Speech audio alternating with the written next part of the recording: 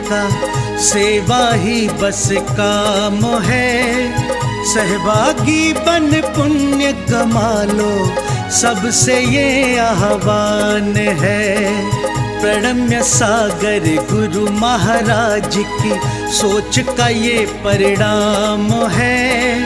सहभागी बन पुण्य कमा लो, सबसे ये आह्वान है, सबसे ये आह्वान है। अरहम योग प्रणेता ने ये पावन दीप जलाया है।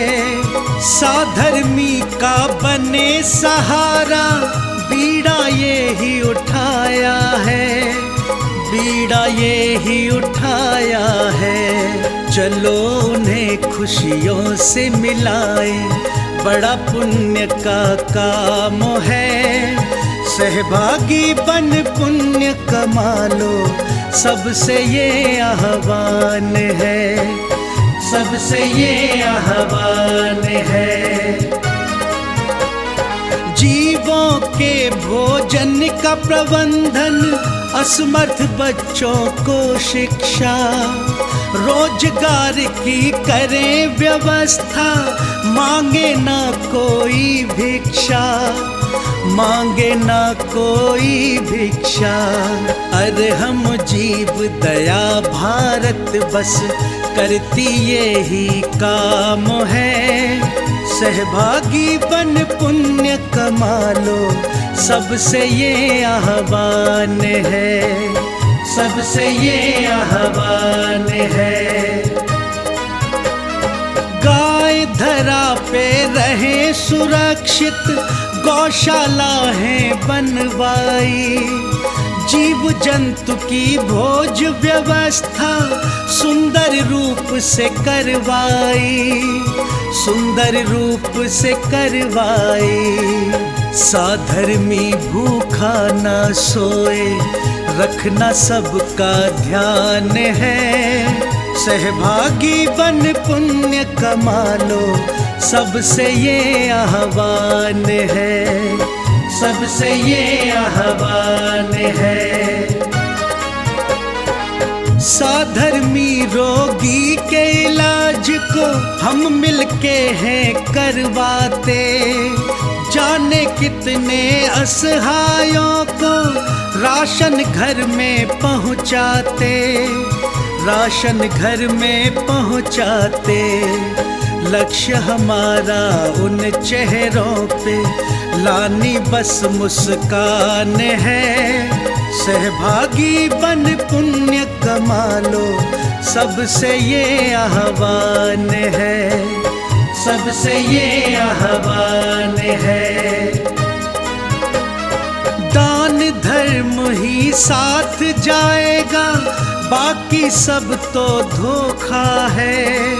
पुण्य के भागी बन जाओ, ये बड़ा ही पावन मौका है, बड़ा ही पावन मौका है। जुड़ के जीवन सार्थक कर लो, पावन ये अभियान है। सहभागी बन पुण्य कमा लो, सबसे ये आह्वान है, सबसे ये आह्वान है।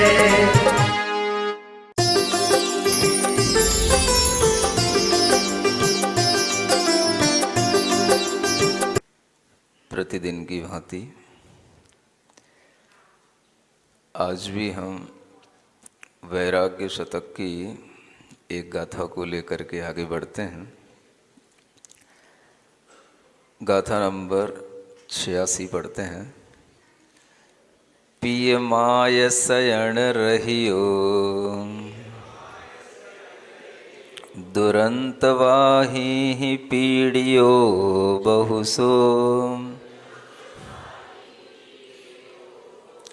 मणुव भवे निस्सारे, विलावियो किम्नतम सरसी।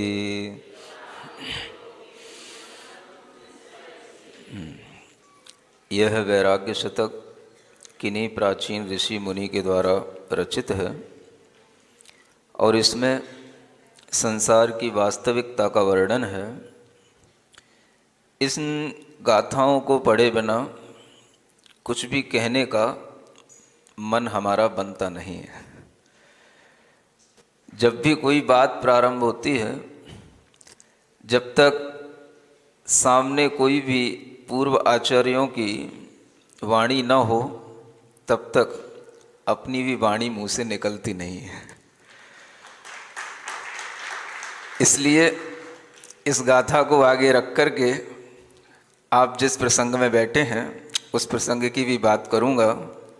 थोड़ा सा हम समझते हैं कि जो भाव हमारे लिए वास्तव में होना चाहिए वो भाव इन ग्रंथों में है। आचार्य कहते हैं, पिय माय शयन रहियो, पिता माता और स्वजन से रहित होकर के दुरंत वाही ही पीड़ियो बहुसो। यह जीव बहुत दुरंत मने अत्यधिक भयानक, जिनका अंत न हो, ऐसी कठिन व्याधियों से पीड़ित होता हुआ बहुत बार मणुव भवे निस्सारे, इस निस्सार मनुष्य भव में विलावियो रोया है। किम न तम सरसी, क्या तुम उसको याद नहीं कर रहे हो? आज ये बात कही जा रही है। मनुष्य भव की बात है, क्योंकि आप पहले नरक भव की, त्रियंश भव की बातें सुन चुके हो। मनुष्य भव भी यह अनेक बार प्राप्त हुआ है, और अनेक बार इस मनुष्य भव में भी अनेक तरह की व्याधियों से जीव पीड़ित रहा है। तो आचार्य कहते हैं, ये मनुष्य भव को तुमने हमेशा निस्सार किया है, इसमें कोई सार नहीं था। ऐसे निस्सार मनुष्य भव में तुमने अनेक तरह से अपने माता पिता स्वजनों के साथ रहकर के भी विलाप किया, और कभी कभी ऐसा हुआ कि वो भी नहीं रहे, माँ भी नहीं रही, पिता भी नहीं रहे, अपने बंधु भी नहीं रहे, और तुम व्याधियों से पीड़ित होकर के अकेले दुखी होते रहे। इस तरह का दुख तुमने पहले भी मनुष्य भव में अनेक बार प्राप्त किया है। अगर उस दुख को भी स्मरण कर लोगे तो आज भी तुम्हारे मन में थोड़ी सी शांति आ जाएगी, और तुम्हें अपने दुखों से मुक्ति मिलने के लिए खुद एक चिकित्सा तुम्हारे मन में आ जाएगी। आचार्य ये कहना चाहते हैं कि जब भी हमारे अंदर दुख आते हैं, चाहे वो रोगों के हों, किसी भी तरह की मानसिक व्याधियों के हों, तो उस समय पर हमें अपने पुराने दुखों को याद कर लेना चाहिए। और हर मनुष्य के जीवन में यह जन्मांतरों में घटित हो चुका है, इसलिए हर मनुष्य को इस बात पर भी विश्वास करना चाहिए कि हम पहले भी मनुष्य हो चुके हैं, और कई बार मनुष्य होने के बावजूद भी हमने कभी इस तरह का ज्ञान प्राप्त नहीं किया। कई बार मनुष्य होने के बावजूद भी हमने पिछले जन्मों के दुखों का स्मरण नहीं किया, क्योंकि हमें पिछले जन्मों का विश्वास हुआ नहीं। यह बात इसलिए बताई जाती है ताकि हम अपने पिछले जन्मों का भी विश्वास करें, और जब हम पिछले जन्मों का विश्वास करेंगे तो हमें इस जन्म के दुख बहुत कम हैं, ये अपने आप आभासित होने लगेगा। इसलिए पिछले जन्मों के दुखों को देख कर के भी हम अपने दुखों को कम कर सकते हैं, इस जन्म के दुखों को देख कर के भी हम अपने दुख कम कर सकते हैं, और जो महापुरुष हुए हैं उनके दुखों को देख कर के भी हम अपने दुख कम कर सकते हैं। आज की बात एक महापुरुष से जुड़ती है, जिस महापुरुष का आज के दिन अवतरण हुआ। जैसे आकाश में चंद्रमा की चांदनी सभी को शीतलता देती है, वैसे ही इस धरती पर एक महापुरुष ऐसा है जो आज भी सभी भव्य जीवों को शीतलता प्रदान कर रहा है। एक ऐसे महापुरुष के जीवन में भी अगर हम झांक के देखें, उन आचार्य परमेष्ठी के जीवन में भी हम झांक के देखें, तो हम उनके भी दुखों को देख सकते हैं। आपने कभी सोचा है कि उन्होंने भी अपने जीवन में बहुत पीड़ाएं झेली हैं, दुख प्राप्त किए।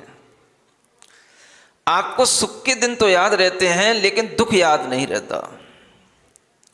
और उनके जीवन में अगर हम देखें तो उन्होंने अपने जीवन में बहुत दुख झेला है। शारीरिक दुख भी बहुत झेला है और मानसिक दुख भी वो शायद बहुत झेलते रहते हैं। वो उनकी सामर्थ्य है कि वो झेलते हुए भी हंसते रहते हैं। यह उनकी योग्यता है कि वह शारीरिक पीड़ा में भी स्वस्थ जैसे दिखते हैं और मानसिक दुखों को प्राप्त करके भी वो शायद उतने ही खुश रहते हैं जितना आप दुख के बिना रहते हैं। ये उनकी योग्यता है। लेकिन दुख तो संसार में सभी को होता है। शारीरिक दुख भी मिलते हैं, मानसिक दुख भी मिलते हैं।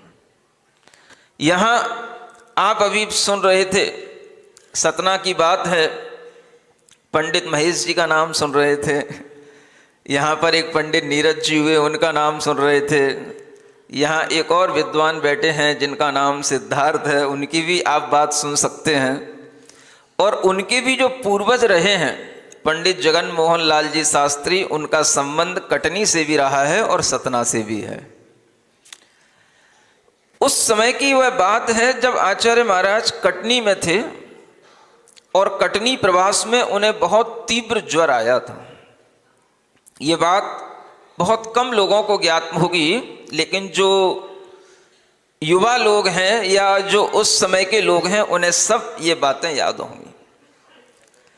आचार्य महाराज का उस कटनी प्रवास के दौरान इतना तीव्र ज्वर आना, 107 डिग्री का बुखार। कभी आया है आपको? कितना? 160 डिग्री। कभी 99 से 100 हो जाए और 101 हो जाए तो आफत होने लग जाती है, और 102 हो जाए तो दिन में तारे दिखने लग जाते हैं, और कहीं 2 से ऊपर पहुंच जाए तो अब बचेगा कि नहीं बचेगा ऐसा संशय होने लग जाता है। 160 डिग्री बुखार हम कभी सोच भी नहीं सकते। और उन्हें जब भी बुखार आया इसी तरह का आया, और ऐसा बुखार उनके जीवन में 1 बार 2 बार नहीं, 20 बार उनके जीवन में इस तरह का बुखार आ चुका है। तीव्र बुखार से वो पीड़ित हो चुके हैं। जब वे कटनी में थे उस समय पर आप जानते हैं कि जैसा सतना में मच्छरों का प्रकोप है, ऐसे कटनी में भी मच्छरों का प्रकोप है। ये एरिया मच्छरों वाला एरिया है। और उस समय पर भी वह शायद उस प्रकोप के कारण से उन्हें मलेरिया बुखार आया हो, और वह उस मलेरिया बुखार में इतने पीड़ित हो गए कि उस समय पर वहां पर छुल्लक जी के रूप में समय सागर जी महाराज थे। योग सागर जी महाराज भी छुल्लक जी थे। समय सागर जी महाराज को भी बुखार आ गया, आचार्य महाराज को भी बुखार आ गया, संघ में और भी 1-2 महाराज थे उनको भी बुखार आ गया। अब उस समय पर पंडित जी कहें कि इन सबको संभालने का दायित्व कौन ले? तो पंडित जी ने योग सागर जी महाराज से पूछा कि क्या अपने संघ में कोई वरिष्ठ, कोई साधु नहीं है? तो योग सागर जी महाराज ने कहा कि हाँ, एक छुल्लक स्वरूपानंद जी हैं, वो आचार्य ज्ञान सागर जी महाराज के अंतिम शिष्य हैं। तो उनको बुलवाया गया। उस समय पर वहां अजमेर से अनेक और श्रावक आए, और उन सब श्रावकों के माध्यम से भी वैयावृत्ति हुई, और फिर आचार्य महाराज का कई दिनों के बाद में स्वास्थ्य धीरे धीरे ठीक हुआ। जब आचार्य महाराज का स्वास्थ्य ठीक हुआ तो वे कटनी से विहार करके कुंडलपुर गए। ये बात है 76-77 की। और कुंडलपुर विहार करके जब गए, कुंडलपुर में रुके और वहां पर भी 10 दिन रुक पाए होंगे, और उसके बाद में पुनः बुखार आ गया उनको। और वहां पर फिर से वह पंडित जगन मोहन लाल जी वहां पहुंचे और कुछ दिन वहां रहे। उस समय पर जब आचार्य महाराज को बुखार आया, वह बुखार जब थोड़ा सा हल्का पड़ा तब भी उनके शरीर में कमजोरी थी, और उस कमजोरी में भी वह अपनी पूरी आवश्यक चर्या करते थे। और चर्या करने के साथ साथ वह हमेशा समय सार जी सुना करते थे। पंडित जी उस समय पर समय सार जी पढ़ा करते थे और आचार्य महाराज सुना करते थे। उन्होंने शायद उस समय पर एक अध्यात्म अमृत कलश की एक बुक तैयार कर ली थी और उसकी भी चर्चा आचार्य महाराज से किया करते थे। यह बात अलग है कि उस चर्चा के उपरांत आचार्य महाराज ने उन्हें बहुत सुझाव दिए थे। वो सारे सुझाव अभी वर्तमान की पुस्तक में सुधर नहीं पाए, लेकिन चर्चा थी। उसी प्रसंग में मुझे मुनि श्री योग सागर जी महाराज ने बताया, क्योंकि जो भी पुरानी बातें हैं 76-77 की, वो मुझे कहां से पता होंगी। तो मुझे जितनी भी पुरानी जानकारी है वो मुझे प्रामाणिक सूत्रों से अगर मिलती है तो मुनि श्री योग सागर जी महाराज के माध्यम से मिलती है। और उन्हीं से प्राप्त जानकारी को लेकर के हमने एक संस्कृत में प्राकृत में आचार्य महाराज के ऊपर एक काव्य लिखने की कोशिश की थी। उसका नाम है अनासक्त महायोगी, ये महाकाव्य। जब वह जानकारी हमें मिली तो मुनिश्री ने बताया कि उस समय पर आचार्य महाराज इतने सचेत थे, इतने जागृत थे कि जब वह पंडित जी पढ़ते थे तो पढ़ते पढ़ते भी कभी कभी वो थोड़ा सा विनोद कर लिया कर लेते थे। विनोद समझते हो? और लेकिन वो होता था विनोद हास्य कैसा, शास्त्रीय होता था। महाराज ने मुझे बताया कि उस ग्रंथ में एक बार 77 नंबर के पेज पर एक वैराग्य की चर्चा आई। तो आचार्य महाराज ने कहा, पंडित जी देखो पेज नंबर 77 है, आपकी उम्र भी 77 है और संयोग की बात है कि ईस्वी भी 77 चल रही है। तो पंडित जी उस समय पर देख करके मुस्कुराने लग गए और वो समझ गए कि आचार्य महाराज क्या कहना चाह रहे हैं। 77 की उम्र हो रही है, वैराग्य की चर्चा चल रही है, पेज नंबर भी 77 है। आप समझ सकते हो कि आचार्य श्री क्या कहना चाह रहे हैं। और सन 77 की बात है। अब ये सब संयोग मिल गए तो पंडित जी के मन में हास्य तो उत्पन्न हो गया। फिर जब आचार्य महाराज जब थोड़े स्वस्थ हो गए तो वो उनके पास में रुकते थे, सुबह सुबह आते थे, अर्घ आदि चढ़ाते थे, पूजा करते थे, उनके पास में बैठ करके रोजाना चर्चा किया करते थे। तो एक दिन उन पंडित जी ने आचार्य महाराज से पूछा, महाराज आपसे एक बात पूछना चाहते हैं। आचार्य श्री ने कहा, बताओ क्या पूछना है। तो पंडित जी कहते हैं, महाराज आपसे यह पूछना है कि आपको इतनी कम उम्र में वैराग्य कैसे हो गया। तो आचार्य महाराज कहते हैं, भगवान से राग हो गया इसलिए संसार से वैराग्य हो गया।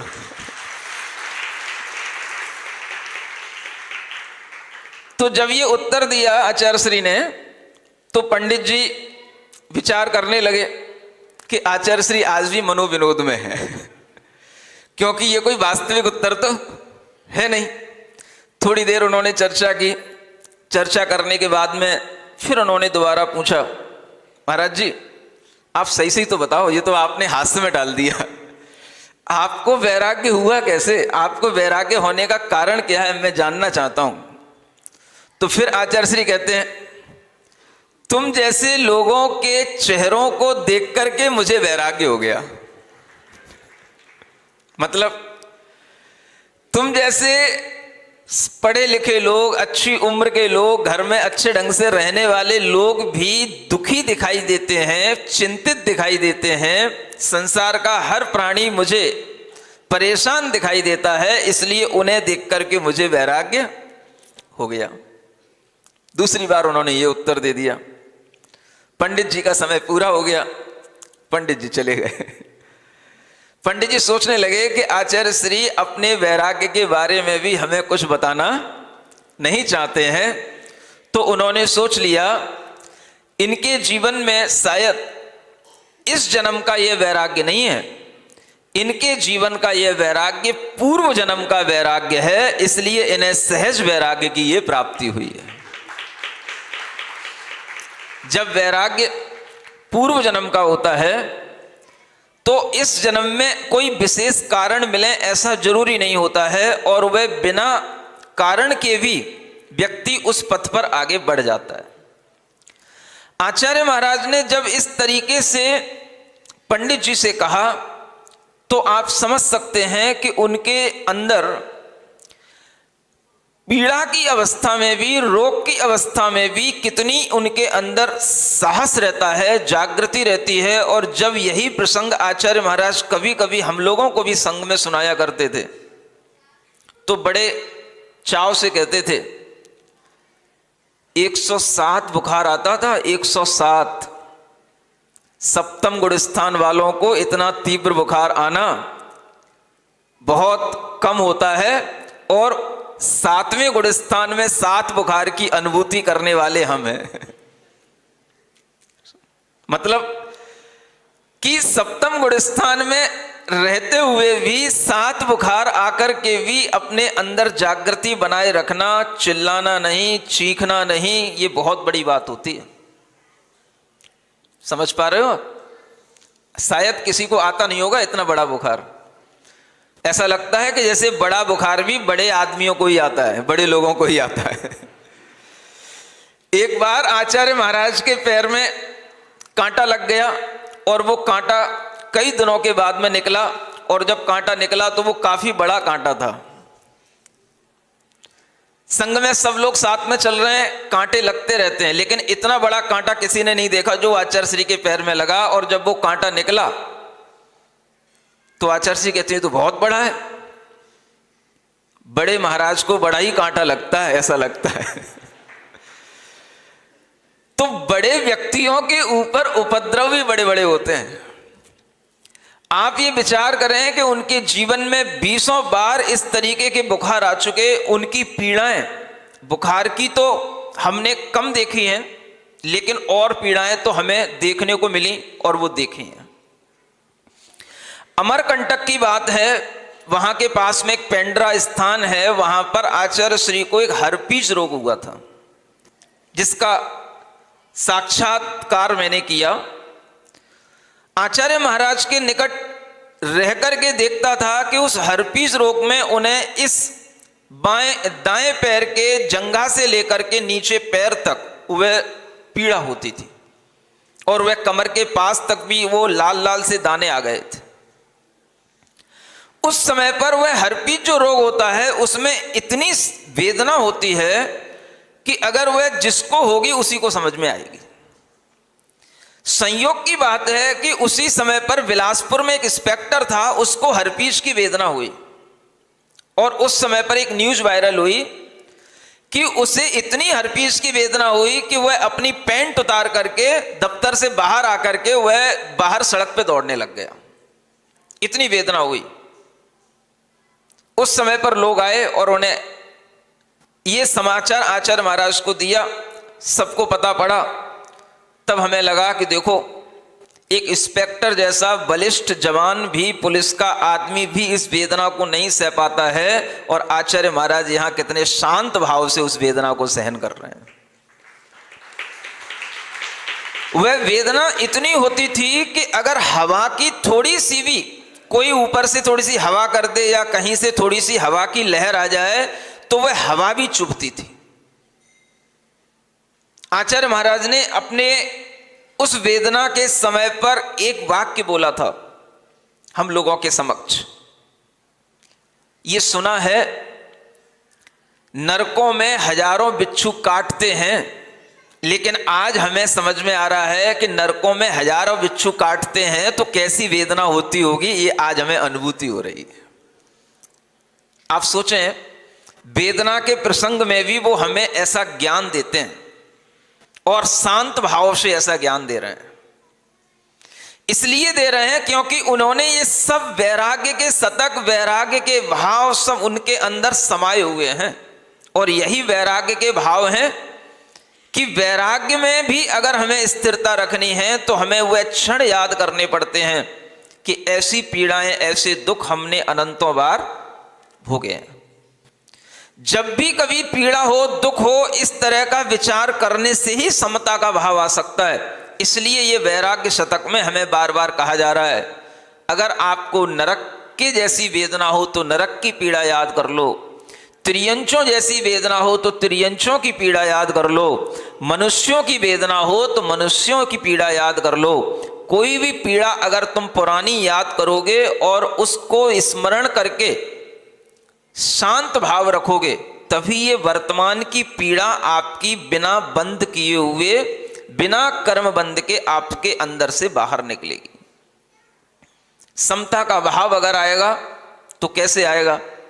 इन्हीं प्रसंगों को याद करने से आएगा।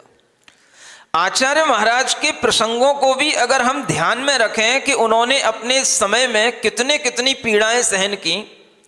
जब वह हर्पीस का रोग हुआ तो उस समय पर वहां पर आसपास अमरकंटक था, जड़ी बूटियों का वहां पर बहुत ही प्रचार चलता है।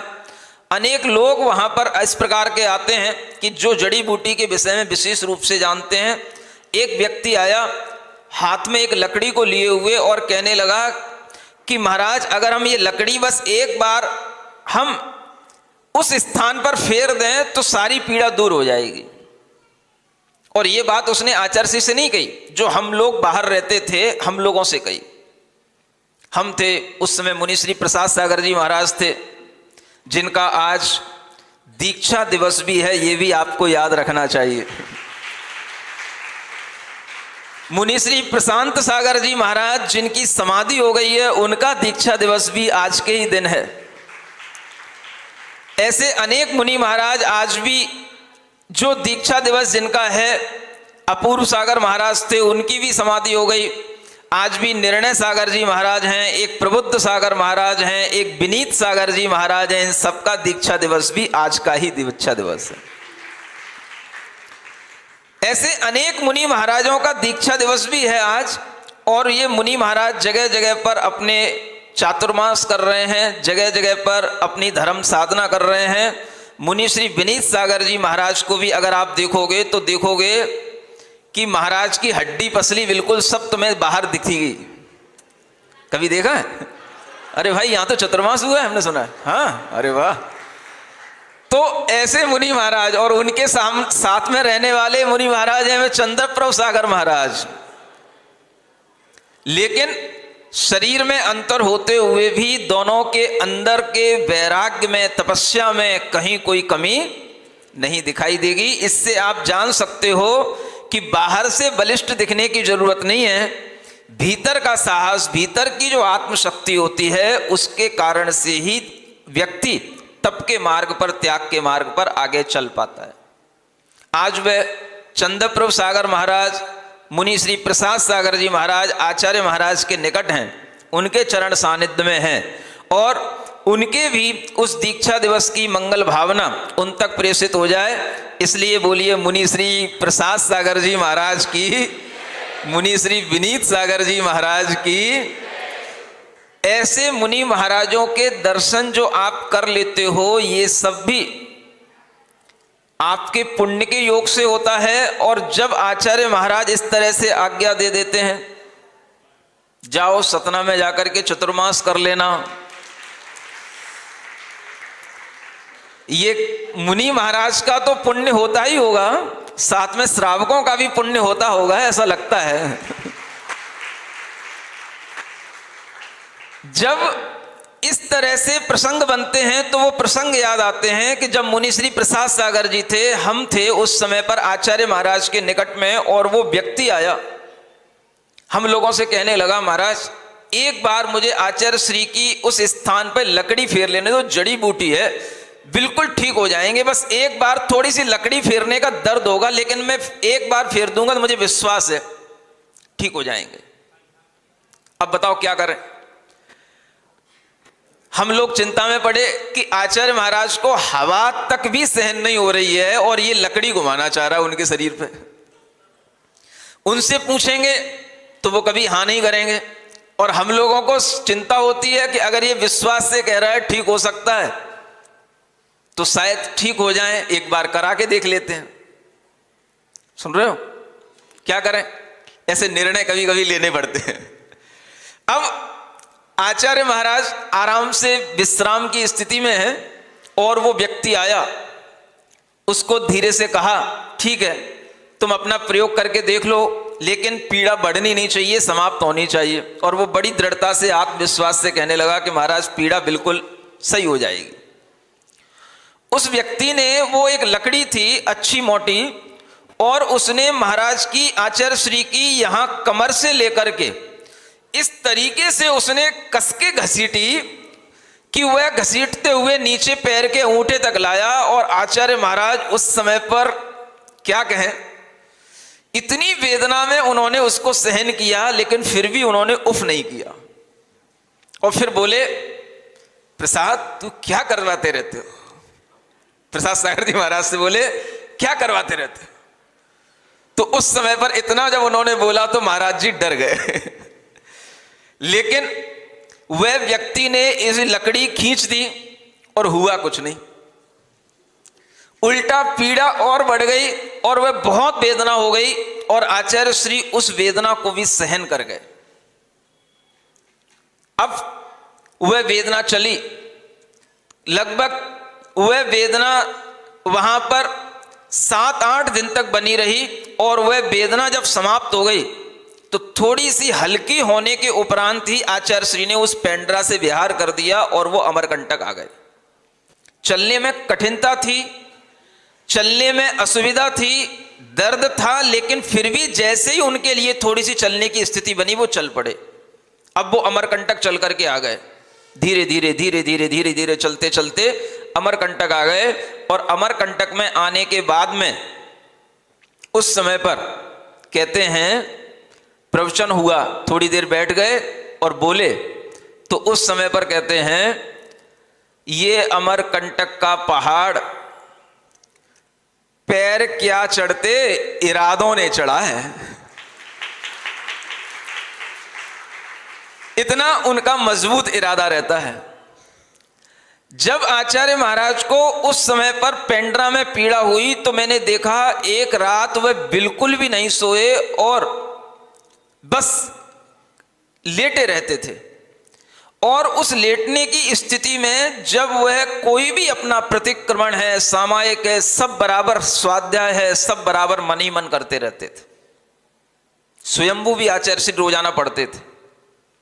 और उस दिन जब सुबह सुबह स्वयंभू पढ़ने का समय हुआ तो आचार्य महाराज के निकट हम बैठे थे। हमने कहा आचार्य श्री आज स्वयंभू हम सुना दें?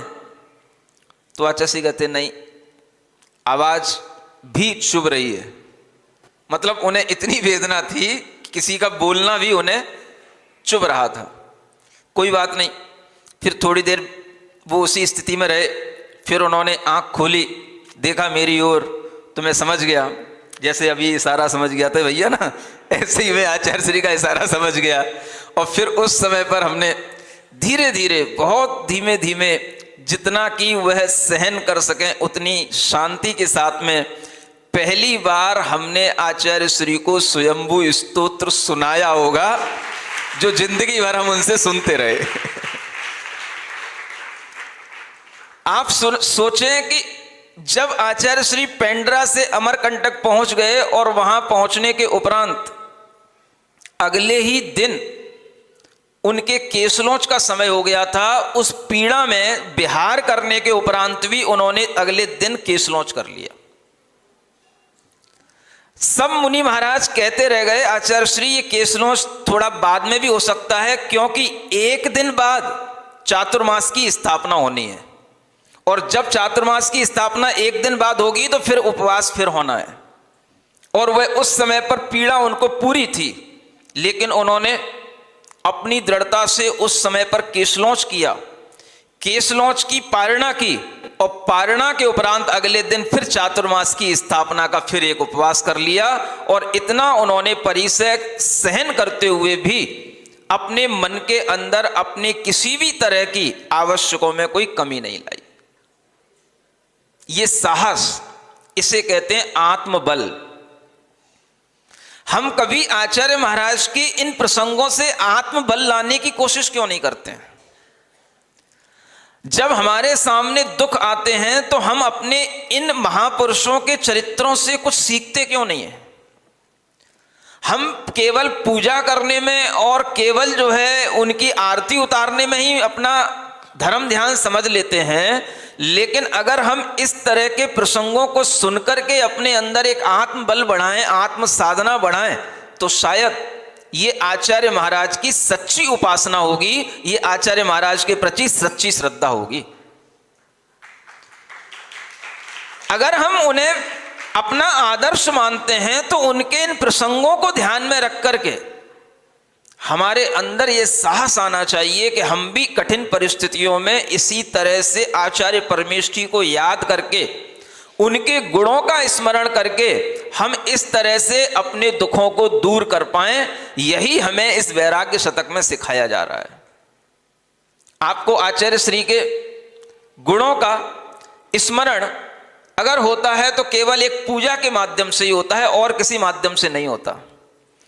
आपसे कहा था कि ये अनासक्त महायोगी एक ग्रंथ है जो प्राकृत में, संस्कृत में, हिंदी में, तीनों भाषा में लिखा हुआ है।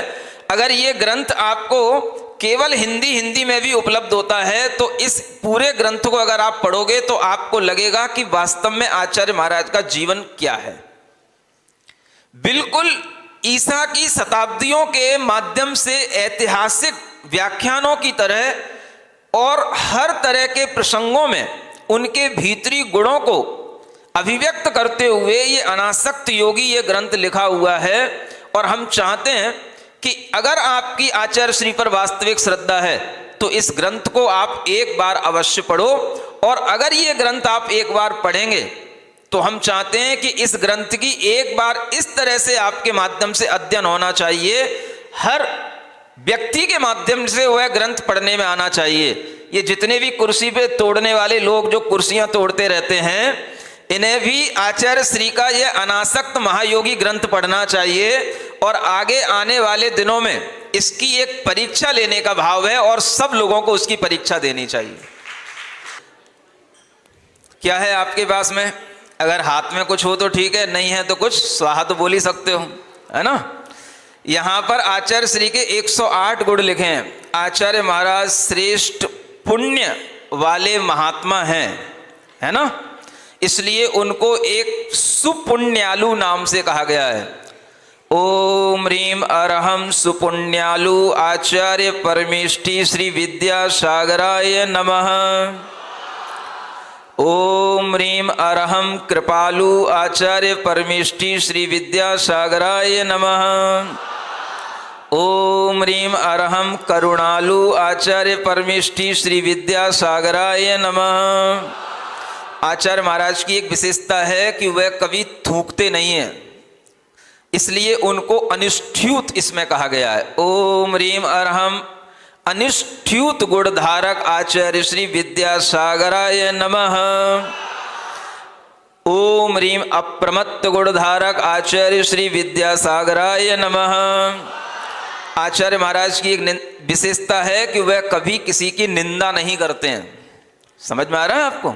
ये विशेषताएं ध्यान रखना, आप कभी किसी की बुराई नहीं करते हैं। ओम ह्रीम अरहम विनिंदक गुणधारक आचार्य श्री विद्यासागराय नमः। ओम ह्रीम अरहम अपार धी धारक आचार्य श्री विद्यासागराय नमः। ओम ह्रीम अरहम गुणाधार आचार्य श्री विद्यासागराय नमः। ओम ह्रीम अरहम गुणज्ञ आचार्य श्री विद्यासागराय नमः। ओम ह्रीम अरहम गुड़ी हृदय सेवित आचार्य श्री विद्यासागराय नमः। ओम ह्रीम अरहम गुणगम्य आचार्य श्री विद्यासागराय नमः। ओम ह्रीम अरहम गुणध्याता आचार्य श्री विद्यासागराय नमः। ओम ह्रीम अरहम गुणज्ञाता आचार्य श्री विद्यासागराय नमः। ओम ह्रीम अरहम गुणाग्रणी आचार्य श्री विद्यासागराय नमः।